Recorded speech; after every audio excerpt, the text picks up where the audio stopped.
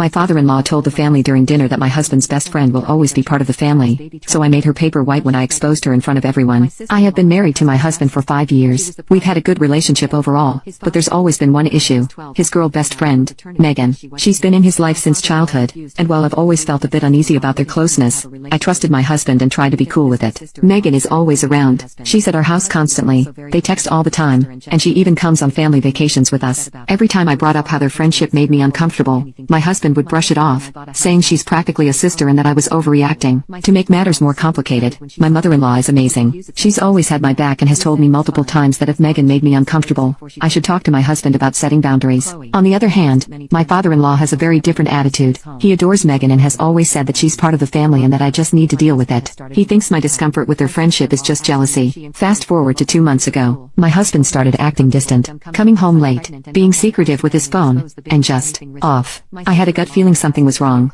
so one night, I went through his phone while he was in the shower. That's when I found out he and Megan had been having an affair for months. I was absolutely crushed. I confronted him, and he admitted everything. He swore it was a mistake, said he loved me, and begged me not to leave him. I didn't know what to do, so I stayed quiet for a bit, trying to process everything. A couple of weeks later, my in-laws hosted a big family barbecue. I was still reeling from the affair, but my husband convinced me to come, saying we needed to keep up appearances while we worked things out. I went, but I was a wreck inside, especially knowing Megan would be there. Sure enough, Megan showed up like nothing had happened, acting all friendly with everyone, including me. I was boiling inside, but I kept it together. Then, during dinner, my father-in-law made some offhand comments about how Megan would always be part of the family and that I needed to get over my insecurities. He said this in front of everyone. That was my breaking point. I stood up, looked straight at him, and said, "You know what? I would get over it if she wasn't sleeping with my husband." The entire table went silent. Megan's face turned white, and my husband tried to calm me down, but I wasn't having it. I told everyone exactly what had been going on, the sneaking around,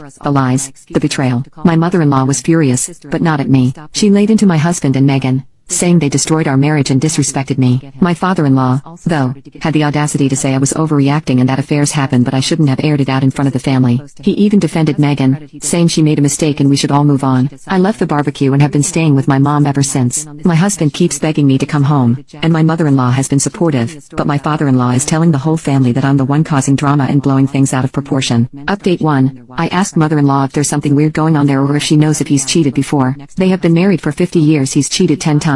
One that you guys might find important is he slept with Megan's mother. Maybe that's why he loves her so much. As far as she knows, he didn't sleep with Megan. The other 8 were people he worked with and one of them was an old high school friend. I will also be researching for a lawyer tomorrow morning.